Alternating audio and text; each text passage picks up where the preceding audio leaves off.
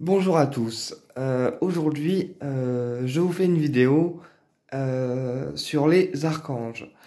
Parce qu'en fait, il y a beaucoup de personnes thérapeutes dans le domaine ésotérique qui font des canalisations comme moi et qui prétendent être, par exemple, l'archange Gabriel ou l'archange Raphaël ou la réincarnation de l'archange Métatron.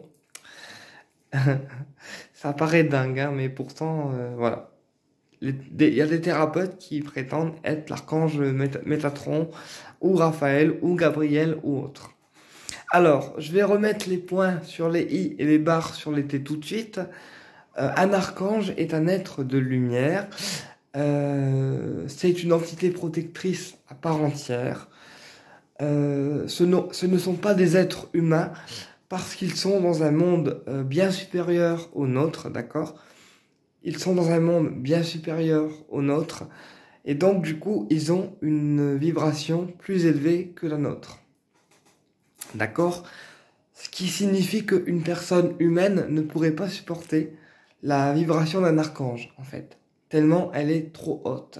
Donc quand j'entends les thérapeutes me dire que ils sont l'archange Gabriel ou qu'ils sont l'archange Métatron, j'ai juste envie de leur dire, arrêtez de fumer le pétard, d'accord? Et redescendez un peu sur terre, quoi. Parce qu'un archange ne peut pas s'incarner dans un humain, parce que la vibration, elle est tellement haute que euh, notre corps physique ne pourrait pas la supporter. Voilà. Donc, les archanges, euh, ils sont dans un monde à part du nôtre, d'accord, dans des sphères spirituelles, et ils ne peuvent pas s'incarner dans un humain. Donc, quand j'entends les personnes me dire je suis tel archange ou tel archange, non, ce n'est pas possible. Maintenant, les archanges, si vous les appelez pour une raison spécifique, d'accord, ils vont forcément venir. Par exemple, si j'appelle l'archange Michael pour la protection, il va venir me voir avec son énergie, d'accord, mais on ne le verra pas physiquement, parce que bah, il peut pas non plus se matérialiser dans la matière, parce que ça reste un être de lumière. Donc, on va le voir avec notre troisième œil, d'accord? On va sentir son énergie avec nos corps subtils, mais en aucun cas on verra un archange apparaître en chair et en os devant nous. D'accord? C'était un petit point que je voulais éclaircir et je voulais un peu refaire un point là-dessus, parce que j'entends beaucoup de thérapeutes me dire oui, je suis tel archange ou tel archange. Non, ce n'est pas possible. Donc, arrêtez de dire des conneries pour les thérapeutes qui pensent être l'archange Métatron ou l'archange Gabriel ou autre. C'est pas possible. Maintenant, un archange, il faut avoir une raison spécifique pour l'appeler, d'accord?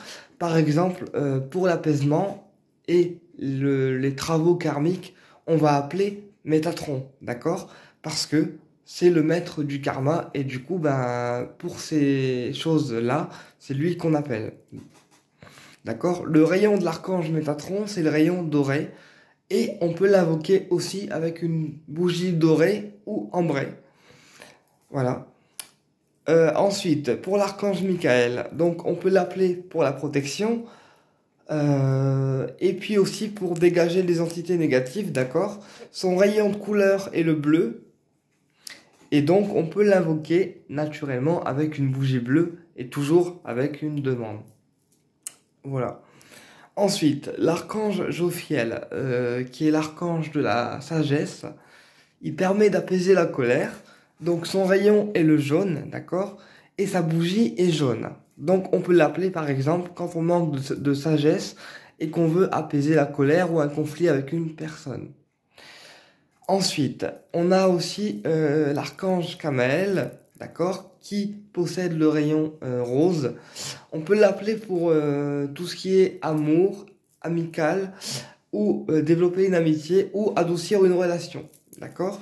Donc, sa bougie est de couleur rose, naturellement, et donc on l'invoque pour les soucis amoureux, affectifs ou amicaux. Ensuite, nous avons l'archange Uriel, qu'on peut aussi invoquer pour les réconciliations. Et donc, sa bougie est la rouge, et le rayon, il est rubis doré. Voilà. Donc, en tout cas, les archanges, on peut les invoquer pour différentes raisons. Et on doit toujours leur faire une demande claire. Voilà. C'est-à-dire qu'un archange, il va pas venir comme ça, par simple envie de vous rendre visite. Il faut, dans un premier temps, que vous l'évoquiez clairement, et que vous lui exposez en fait votre demande. Alors, si l'archange ne peut pas venir, eh bien, il enverra des autres archanges, des autres guides qui auront la même propriété que lui. Parce qu'il arrive qu'un archange ne peut pas toujours venir, et du coup, quand c'est comme ça, quand on l'appelle, eh bien, il envoie ce qu'on appelle des intermédiaires qui ont la même énergie que lui et qui pourront nous aider tout autant. D'accord? Parce qu'un archange est un être de lumière, c'est un être bienveillant et donc il intervient uniquement quand on l'invoque avec sa bougie de couleur, quelques herbes et quelques ingrédients, mais ça on y reviendra plus tard dans d'autres vidéos, et notamment avec son sigil. Mais ça aussi j'en parlerai dans d'autres vidéos. Voilà, donc un archange ne vient pas comme ça. Il faut vraiment l'invoquer de façon claire, nette et précise, et surtout avec de bonnes intentions. Parce que si vos intentions sont négatives, on va appeler ce qu'on appelle le génie de l'ange, et donc là, on aura sa partie, on va dire, négative. Voilà. C'est ce qu'on appelle la distorsion de l'archange. Ça veut dire que si on a une intention mauvaise, eh bien, on va appeler la partie négative de l'archange. Donc, il faut bien faire attention à ce que vos intentions soient positives, parce que si vous demandez quelque chose de négatif, eh bien déjà, l'archange ne viendra pas, ou alors vous aurez sa partie très négative, d'accord? Mais voilà. C'est pour ça qu'un archange, il faut faire attention quand on l'invoque, à ce que l'intention soit toujours lumineuse. D'accord? C'est comme quand les personnes disent oui, Dieu il existe, Dieu il a fait ceci, Dieu il a fait cela, Dieu il nous aide. Non, je pense que Dieu, franchement, il a autre chose à foutre que de venir aider le monde, d'accord? Et pour moi, Dieu, il est aux Bahamas, tu vois, et il a autre chose à foutre que d'aider le monde, d'accord? Donc les anges et les archanges, oui, ils aident, les guides, ils aident aussi. Par contre, Dieu, franchement, pour moi, je pense que si Dieu il existait, ben le monde serait beaucoup plus meilleur et qu'il y aurait moins de malheur sur Terre. Mais après, c'est mon point de vue, quoi. Donc pour moi, Dieu n'existe pas. Ou alors, s'il existe, il est aux Bahamas ou, je sais pas moi, à Monaco et il est pas avec nous, quoi. Hein. Donc voilà. Donc quand il y a des gens qui me disent oui, mais j'ai communiqué avec Dieu, ben j'ai envie de te dire, t'as communiqué avec Dieu, ouais. Si tu veux, enfin c'est pas avec Dieu que t'as communiqué, mais bon, si tu le dis. Non, parce que Dieu ne communique pas avec nous. Je pense qu'il a autre chose à faire que ça.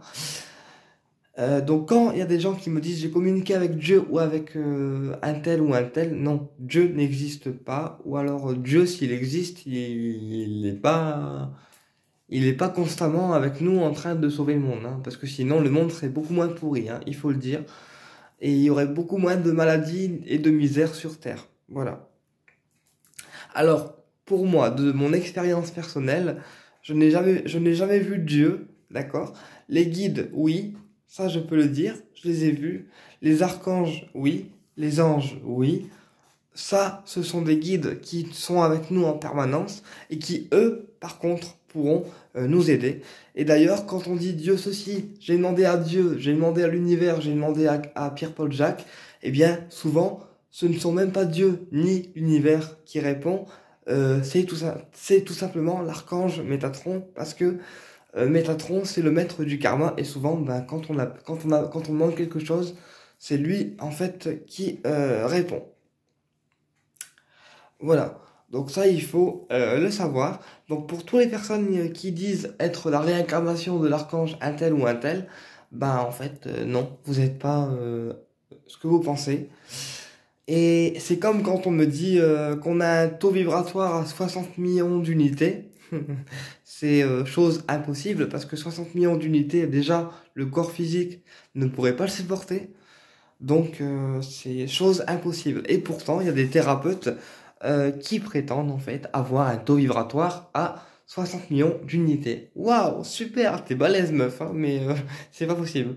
Euh, donc voilà, c'est juste pour dire qu'en fait, dans les thérapeutes énergétiques, j'entends des messages médium uniques, mais très merdiques, quoi, qui sont remplis de conneries. Et mais en fait, c'est parce que ces thérapeutes-là, ils communiquent avec le bas astral plutôt qu'avec les êtres de lumière.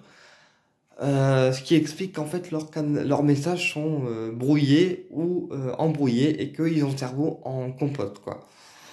Donc voilà, c'était juste une petite vidéo pour vous donner quelques précisions par rapport aux archanges et puis vous dire aussi que non, il faut pas non plus écouter tout ce qu'on vous dit parce que ben voilà, il y a quand même pas mal de conneries dans le domaine ésotérique et c'est pour ça que je tenais à faire cette vidéo parce que j'arrête pas d'entendre des personnes qui me disent oui mais moi je suis la réincarnation de un tel, de tel archange. Ben ouais, si tu le dis.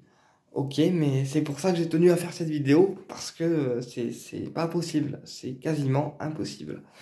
Donc voilà, la vidéo elle était aussi pour vous expliquer que ben, les êtres de lumière ils sont dans des sphères supérieures et ils ne peuvent pas venir physiquement avec nous puisqu'ils sont occupés autre part.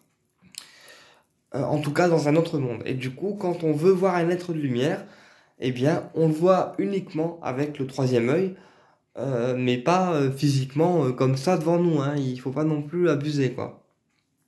Les seules personnes qu'on peut éventuellement voir devant nous, ce sont les défunts. Parce que moi, il m'est déjà arrivé de voir un défunt en chair et en os apparaître avec mon troisième œil et mon œil normal, quoi, mon œil qui me permet de voir dans le monde physique. Mais par contre, quand on a un défunt qui apparaît devant nous, devant nos yeux physiques, ça ne dure qu'une fraction de seconde, d'accord? Mais tout ce qui est archange, ange, machin et tout, à part avec le troisième œil, on peut pas non plus les voir. Voilà. Après, je sais que pour les personnes, euh, les, les personnes extrasensibles, ils peuvent les voir, mais en tout cas, voir un archange avec nos yeux physiques, non, c'est pas possible. On peut les voir uniquement avec le troisième œil, mais pas avec nos yeux physiques, parce que ben, comme ce sont des êtres de lumière, forcément on peut pas, c'est trop fort en fait pour qu'on puisse les voir avec nos yeux physiques. Donc voilà, j'espère que cette vidéo vous a plu et puis qu'elle vous a éclairci et puis voilà, qu'elle vous a appris aussi un peu plus de choses.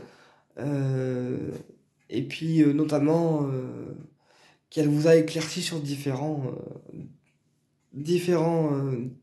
trucs, quoi. Alors sachez que mes vidéos sont toujours improvisées, hein. Voilà, je reste naturel. Là j'ai fait cette vidéo parce que j'entendais des conneries sur le net et je vois passer des messages parfois qui m'exaspèrent un peu. Donc cette vidéo c'est une vidéo pour démentir un petit peu les conneries que certaines personnes peuvent dire ou écrire. Donc voilà, je vous souhaite une belle soirée et vous dis à très bientôt pour une prochaine vidéo.